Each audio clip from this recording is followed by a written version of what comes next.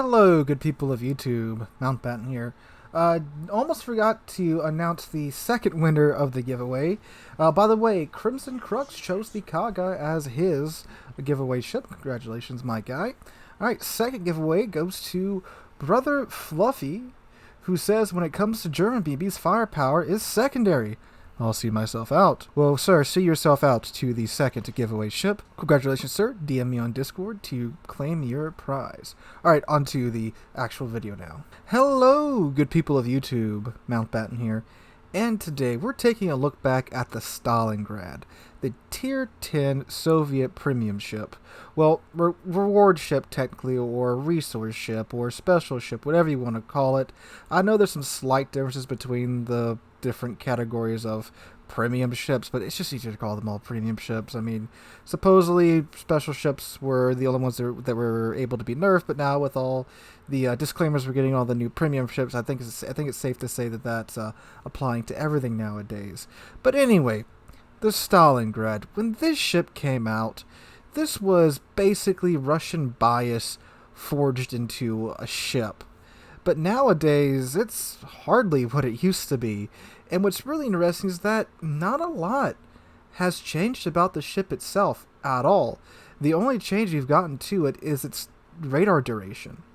Nowadays, you can get it up to 22 seconds with the commander skill, but before, I think it was close to 30, and that's why they nerfed it down, because, 12.5 kilometer radar with a 30-second runtime, that's pretty darn hot for, well, any game mode, be it ranked, be it clan battles, be it random battles. I'm sorry, a 12 kilometer radar. But yeah, you guys get my point. That's the only thing that's changed on this ship. But this ship itself is a far cry and shadow of its former self. And its main downfall is that it's old. That's it. Even the mighty Stalingrad is not immune to power creep. And that's the main topic of today's video, looking at the Stalingrad through the power creep lens. Because this ship has been power creeped quite a bit. Now, is this still a good ship? Yes, this is still a very good ship. This is still the first steel ship I would suggest you pick up if you have any inkling to do anything competitive, like if you get your steel through ranked, or if you just play the game for 2 years and manage to save enough steel through the events and such, and have any inkling of doing clan battles or ranked battles or COTS later on in your Water Warships career, I would definitely pick up the Stalingrad, because she's still very good. She still has some very strong aspects about her, but it's definitely not what it once was. I'm going to take a look at her stats right now, just peruse through them real quick so you guys know what we're talking about. And we're talking about how she plays in modern Water Warships. So, Stalingrad, this is the huge point about her when she first came out, her survivability. So, before we even talk about her armor, her hit pool is massive for a cruiser. She has 72,450 hit points without Superintendent on. That's literally just like 6,000 and change away from the Iowa's hit pool, which is 78 and change, if I'm remembering correctly. So right there, Tier 9 battleship hit points crammed into this ship. Then if you look at her armor on top of that too, this is a darn tanky cruiser from the front. She has an icebreaker bow that's 50 millimeters, so you're not getting through that. Her bow plating itself is 25 millimeters, side plating is 50, and her belt that runs up and down the side of her ship is 180 millimeters. Then she has a kind of halfway icebreaker bow on her stern for another 50 millimeters right there.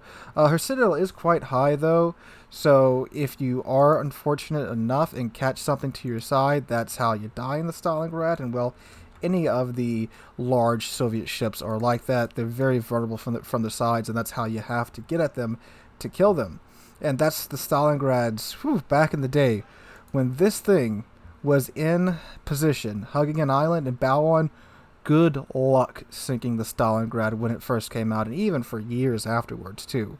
Her guns are still by far her strongest point today. She has 9 305mm guns with Soviet shells. They come out the barrels at 915 meters a second for both her AP and HE. Her AP, she gets the special spicy Soviet AP with a short fuse time, but the shells are traveling so darn fast that the AP will pin whatever it is you're shooting at just about, unless you're shooting like the superstructure or a light cruiser's bow, and they will pin. They won't overpin. But if you shoot the Citadel, they're still traveling fast enough, even though they have that short fuse time, that you will definitely Citadel whatever it is you're shooting at if you hit them in the Citadel.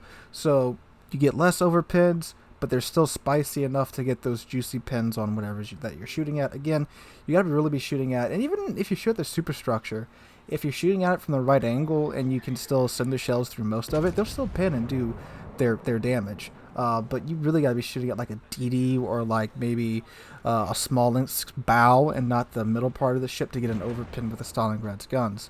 So that's the main thing about these guns. Very flat arcs too, and very good range as well. If you have the range mod on, you can get these guns out to almost 24 kilometers, which is now longer than the Thunderer's range, which is pretty ironic.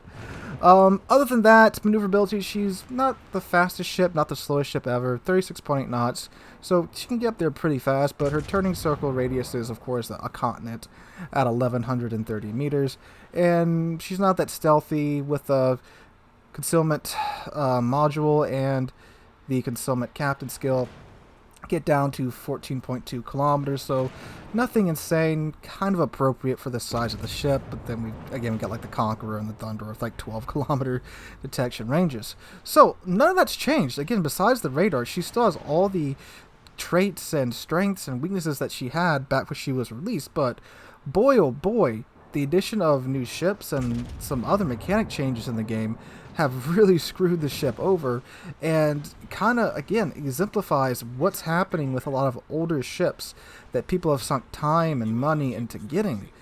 And then again, it's not happening just to the Stalingrad, but it's like, if this happens to the Stalingrad, I mean, look how far we've come if the Stalingrad's been power creeped. But anyway, how has it been power creeped today? So, fire murders this thing now.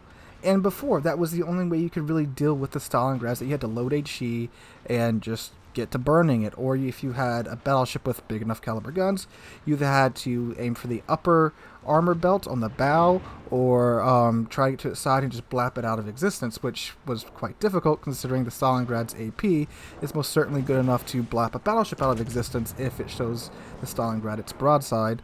And then again, with its HE, it has decent HE, not the best, not the worst, but with the fire rate of the guns, it could easily burn down not a battleship entirely by itself, but it would certainly make the battleship pay for trying to deal with the Stalingrad by itself. But the point I'm trying to make is you had to really focus this thing down with multiple teammates to deal with the Stalingrad back in the day.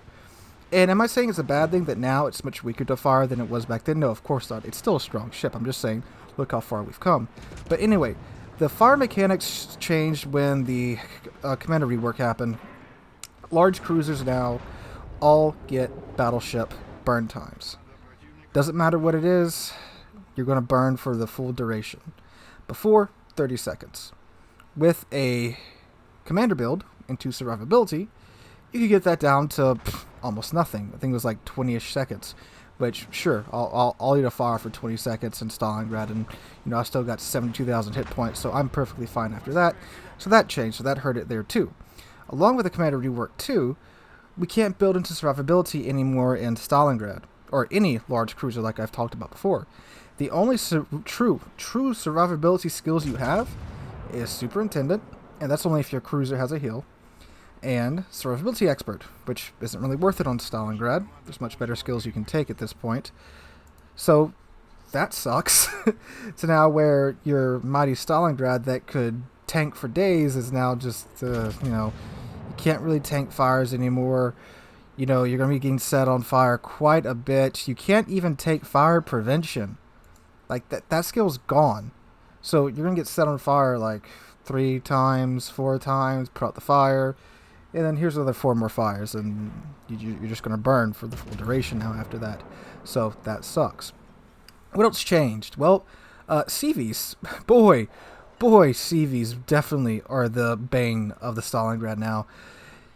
Especially German CVs, or CVs with AP bombs, or, well, the FDR, or, well, the Midway, or, well, you get what I'm saying. So, CVs, of course, are the delivery system for direct HE damage and fires, with ships like the Midway, the FDR, and the Audacious, which, okay, yeah, it's still just setting fires and all, but when we add the MVR into the mix with its AP rockets now and the high citadel that I mentioned earlier in the Stalingrad, well, that definitely sucks now too. And then we have the Immelman out now too with those skip bombers, which, good lord, I don't know if you've ever eaten one of those things, like a full salvo of skip bomber bombs. Goodbye HP. So apply that to the high broadside of the Stalingrad, and yeah, that's not so great there too. And of course we have the continued addition of more and more and more higher RPM light cruisers and DDs that can just utterly melt down ships like the Stalingrad and other large cruisers in minutes, really. And now we have the Dutch airstrikes, which wouldn't be too much of a problem for the Stalingrad because she has a 50mm center deck, but her bow and stern is still 25, so that kind of sucks there. But they are very good fire starters, as I'm sure we've all seen with the Alaska video that Flammo put up not that long ago, and that they pretty much directly counter Stalingrad, just like CVs do. Because again, Stalingrad's whole thing is that you sit on an island, use it for cover, protect your sides, and get bow into the enemy and make them pay. Can Stalingrad do other things? Yes, of course, it can go out in the open ocean, go stern in, and it's got decent enough gun angles to where you can mostly get your guns on target without too much of an issue if you're very careful and very aware of your surroundings. It can do that. I mean, I did that for all of Season 9 until we just gave up and swapped to the Venezia. But anyway, so it can do other things. It's just that what it was designed to do and what it did in game is kind of falling out of meta. Moving away from sitting on islands and tanking and holding a flank to now it's a very much more mobile type of gameplay, especially at higher tiers and randoms and in competitive too. And season, what are we on, 13 is about to start when I'm recording this, so we'll see where that goes. And it's just really weird seeing a ship that was so powerful and so feared at Stalingrad, a ship that was so feared and so sought after, going from basically being the starting lineup to now it's on the second string.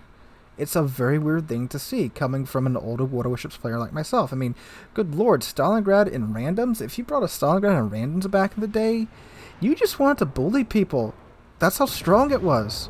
But nowadays, it's like, oh, Stalingrad, let me just get my Worcester or my Smallend or my Goliath or my CV and just go dump on him while he tries to do Stalingrad things. And again, don't get me wrong, overall the ship is still a very good ship, and I just would definitely recommend picking it up if you are going to do anything competitive, because it can still fulfill its role decently well. It's just not as easy to do as beforehand, and maybe it's a good thing that it's fallen so far to where it's just kind of a decent cruiser now, not being the god that it was back in the day.